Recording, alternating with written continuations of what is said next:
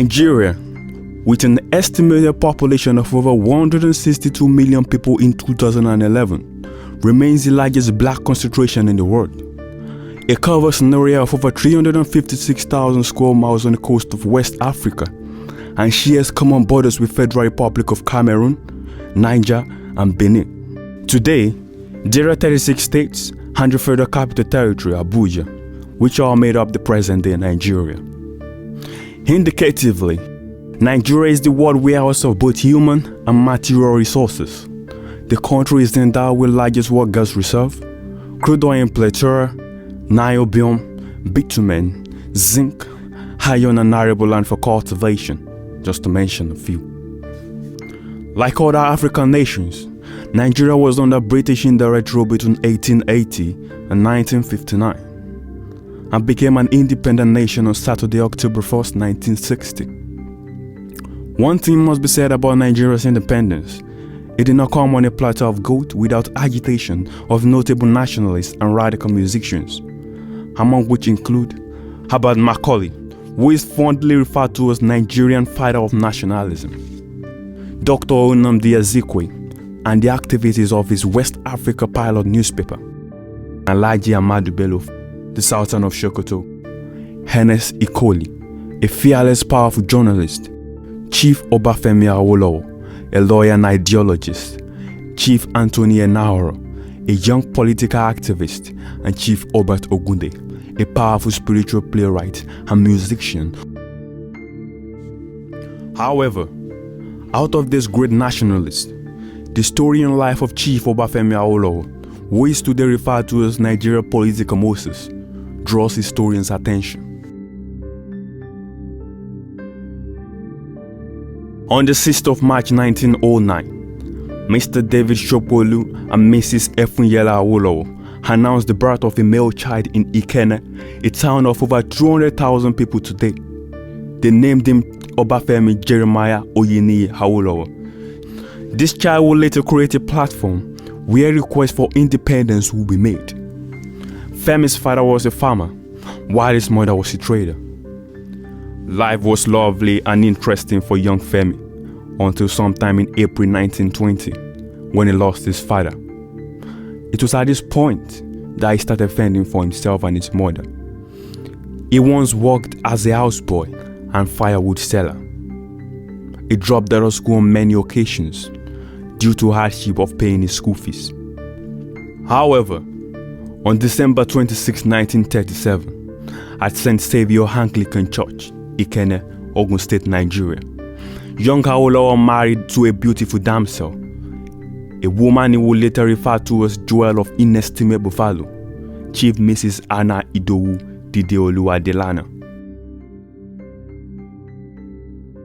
After much suffering, anguish, and denial, Awo, through determination, traveled to England on August 14, 1944, for his desired legal studies, and by 1946, he was called to bar as a member of the Nigerian Bar Association. In the word of William Shakespeare, it is not in the stars to hold our destiny, but in ourselves. After years of suffering, preparation for the challenges ahead, humiliation and intimidation in the hand of bosses, I will join the League of other prominent nationalists to fight against the colonial masters, which was achieved in 1960. The Nigerian nationalists fought this war through their political ideologies. Abba Macaulay's Nigerian National Democratic Party, NNDP, was the first party and effort to be made by nationalists, formed in 1923. This party controlled Nigeria politics from 1923 to 1938, when young stalwarts and chaps like H.O. Davis, Ernest Ikoli, Samuel Akisanya, and Nnamdi Azikiwe formed the party out of Lagos Youth Movement, LYM, called Nigerian Youth Movement, NYM, while Chief Awolowo and others joined the party in 1937. When Chief Awolowo was later asked by Mr. Mike Akiode on the reason for NNDP's defeat, he replied, And of course, the youth movement had an appeal because the membership consisted of young people at the time. Chief Obafemi Awolowo formed the Action Group AG in 1951. Dr. Nnamdi Azikiwe formed the National Council of Nigeria and Cameroon (NCNC) in 1951, and Alhaji Ahmadu Bello formed Northern People's Congress (NPC) in the same year. These parties were formed on ethnic affinities. The birth of the AG can be traced back to the meeting held on Sunday, March 26, 1950, at Chief Awolowo Ibadan resident. The major ideologies of the Action Group as a political party were to 1. Freedom for all and more abundant life. 2. Believe in a socialist system and welfare state for Nigeria. 3. To cooperate and work with other nationalists towards the achievement of immediate self-government for Nigeria and federalism as an essential tool to foster the unity of Nigeria. 4. To cooperate and strengthen all tribal organizations in the Western region. During Awo's reign as Premier of Western Region between October 1954 and December 1959, Chief Awolowo's Action Group had established a striking of firsts, among which included 1. Introduced and successfully implemented the first free primary education program in Africa.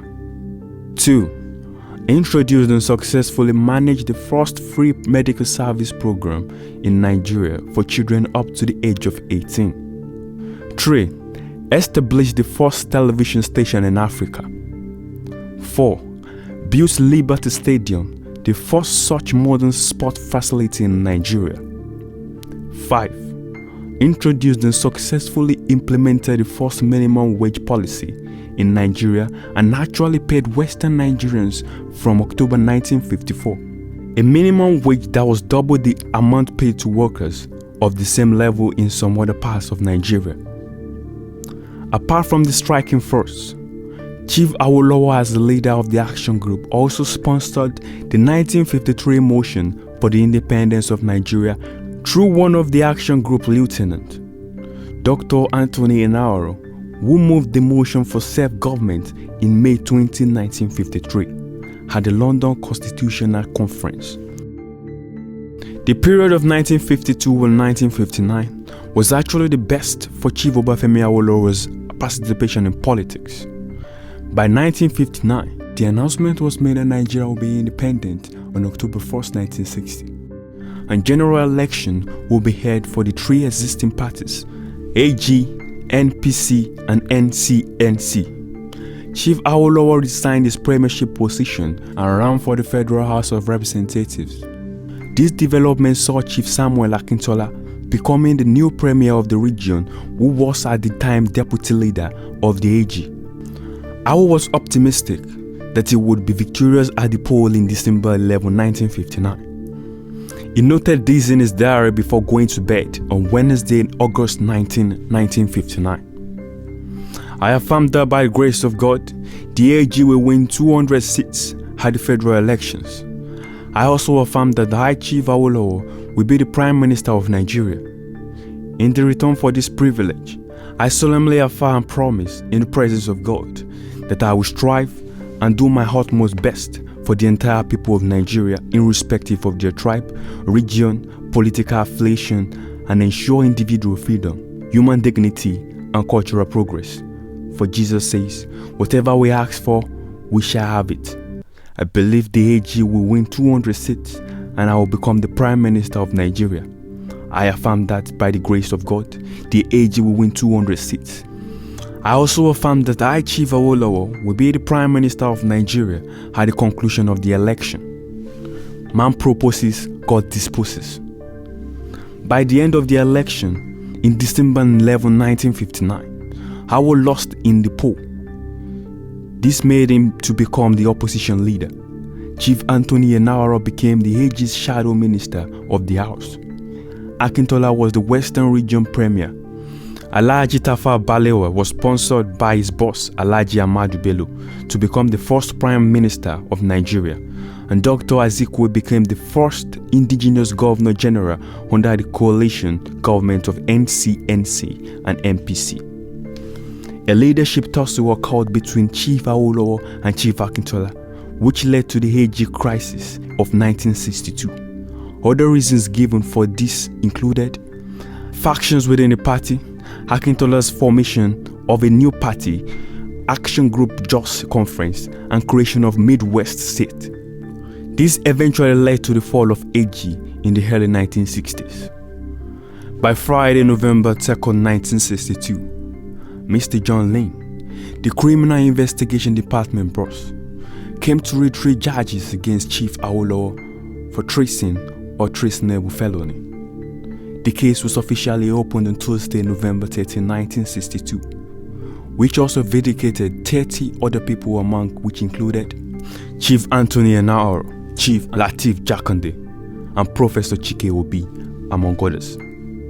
Like the betrayal of Jesus through manufactured evidences, Awo was betrayed through Dr. Oladipupo Maja and Chief Sanya Onibamiro. Chief Awolowo was jailed on Thursday, 27, 1963. The AG suffered humiliation from the federal government headed by Alhaji Balewa, who had sacked AG as the opposition party and Awo as an opposition leader. Awo was released by General Yakubu Gowon on the 3rd of August 1966, who immediately appointed him as Minister of Finance and Vice Chairman of Federal Executive Council. According to historians and political analysts, the Gowon regime, either during civilian rule or military, was adjudged the best. Due to the wise decision it took bringing in an ideologist found in Chief Awolowo into his government. Awo's trial, or rather incarceration, can be likened to Jesus' betrayal. He was betrayed by loyal servants such as Samuel Ladoke Akintola, Oladipo Akinwumi Maja, Sanya Onibamiro, and others for an unknown ransom. He suffered incarceration for 4 years and 3 months, released to become Minister of Finance and Chairman of Federal Executive Council, and helped in stabilizing and keeping the Union. Nigeria Federation during the Civil War lived for 21 years after the persecution, just like Jesus Christ resurrected to live forever. Nothing lasts forever. On Sunday, May 9, 1987, at age 78, Chief Jeremiah Obafemi Awolowo surrendered his element of war, his armory, and gave all to death. With his legacies and ideologies left in the political veranda for historians, humanists, philanthropists, academics, and politicians to see and emulate. Today, Chief Obafemi Awolowo, the Nigerian political Moses, may not live again in person. His educational legacies, ideological politics, and economic planning foresights live with us as a principle and footprint to emulate.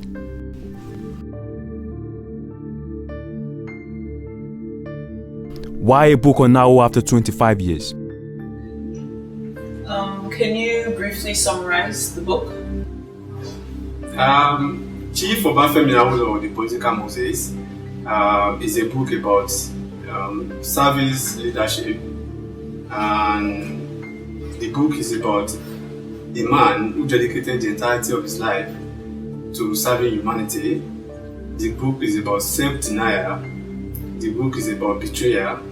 This book is also about determination, because if you look the story of Awo as a man, he started with nothing and he ended with everything. He became a legend out of his determination and his commitment towards making sure that he really achieved the best from life. At that time, Awolowo we could describe as a visionary, having studied here and came back to do some, put into practice some of those things he has learned. We classify Awolowo as a politician, but I believe he's more into the benefit for humanity than more into politics. Apart from the success recorded in Awo's regime in providing employment opportunities to the teeming populace, we could also see the impact of his regime in stabilizing the naira.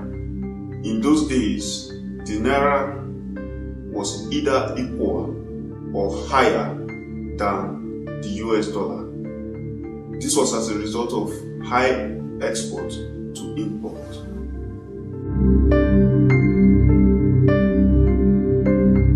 Akwụkwọ Chief Obafemi Awolowo a na-akpọ onye ọchịchị Moses, The Political Moses, bụ akwụkwọ na-emepe anya nke ukwuu. Ọ na-ekwuzi ọtụtụ ihe gbasara ọchịchị mberede. Ihe ọzọ dịkwa mkpa m hụtara n'akwụkwọ a bụ na ọ na-emepe anya nke ukwuu. Otu Adedara si dozicha akwụkwọ a mekwara ihe ọ dị mfe nwatakịrị na okenye ịkụ. Ihe m mụtakwara n'akwụkwọ a bụ na obodo anyị Nigeria ekwesịghị inwe ụdịrị onye ọchịchị akwụkwọ a na-ekwu maka ya. Chief Obafemi Awolowo, The Political Moses. That's a book I picked up to read, and it's quite an exciting book. It speaks about a man, Chief Obafemi Awolowo, as a leader who emerged, and then he had an ideology. And that's one of the things that shaped the nation, the Nigerian nation, that built some of its infrastructure. And even 25 years down the line, these are still the ideologies that still keeps working in the nation. Through this book, I have learned a lot about Nigeria's party system. Once again, I would say it's a fantastic book, and I would encourage you to get a copy. Thank you. Chief Obafemi Awolowo, The Political Moses book, the author of Adedara, and for Nigeria politics. Now you say Nigeria and Ghana, the EBPI Bako. Into the Boko book, meaning how the chance na can. Now can be a boost of politics, especially West Africa, meaning other say other say son. Now to book now they tobacco, now they farm over, be a secondary school and for one university. Now they are trans, now they are kind of book we are. And that's the immediately also baby. That first year the whole book no. Me am she now. Young boy I watch book class book when I watch. Hey, me feel say professor be grab and book no. Meaning so ko pe bi now trans now they all kind. Now kind book no na we na hu what one. Obi nka amanyo so me ko so wa bibiri mo nchiro. Say ya na say me. This all kind book no we. Bye bye. Turi book be moy Chief Obafemi Awolowo, The Political Moses. Book B is written by Adedara. Married now book beautiful now book B is so interesting for anyone who have politics in Africa. Fangna yep the way and then meet Kenny separate Halabu Melni Adedara come up to an idea study political Nigerian politics for like 10 years. Fangna is so inspiring. So Madina recommend book B for anyone at any age for Muridko. Book B nag munge ko say like 25,000 stores online, including Amazon. Bepare munge ko say any like 150 countries, including Gambia as well. Thank you.